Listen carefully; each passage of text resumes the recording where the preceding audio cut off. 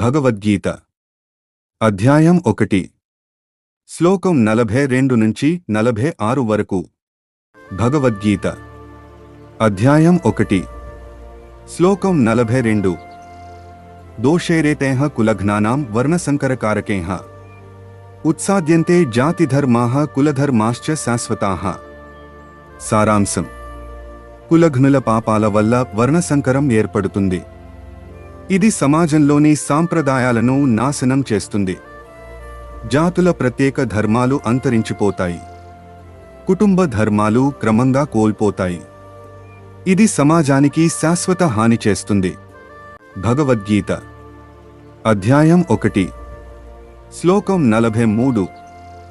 ఉత్సన్నకులధర్మాణం మనుష్యాణం జనార్దన నరకే నియతం వాసో భవతీత్యనుశుశ్రుం.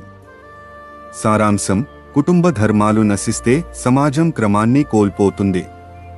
అలాంటి మనుషులు ధార్మిక విలువల నుండి దూరమవుతారు. పాపకార్యాలు పెరిగిపోతాయి.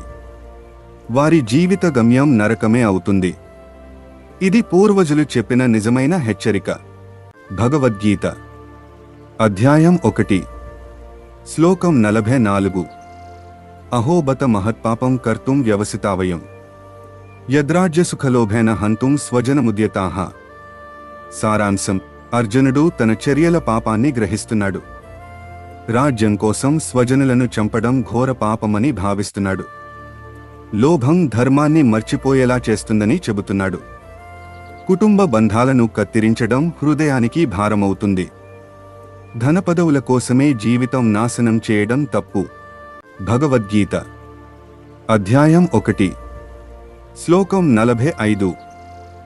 యది మామ ప్రతీకారం శస్త్రం శస్త్రపాణయః ధార్తరాష్ట్ర రణే హన్యుస్తన్మే క్షేమతరం భవేత్.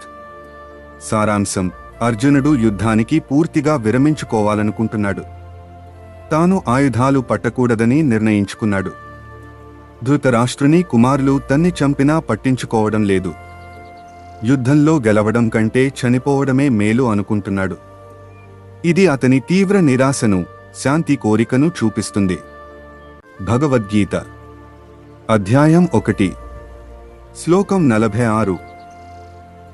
సంజయ ఉవాచ ఏవముక్త్వార్జున సంజ్ఞే రథోపస్థ ఉపావిశత్ విసృజ్య ససరంచాపం శోక సంవిఘ్నమానస. సారాంశం: అర్జునుడు తన మనోవేదనను వ్యక్తం చేశాడు. యుద్ధానికి ధనుష్య బాణాలను వదిలేశాడు. హృదయం శోకంతో నిండిపోయింది. రథంలో కూర్చుని యుద్ధం చేయాలనే ఉత్సాహం కోల్పోయాడు. ఆత్మవిశ్వాసం క్షీణించి విషాదంలో మునిగిపోయాడు.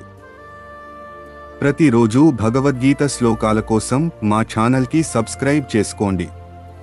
ఈ శ్లోకం నచ్చినట్లయితే లైక్ చేసి మిత్రులతో షేర్ చేయండి.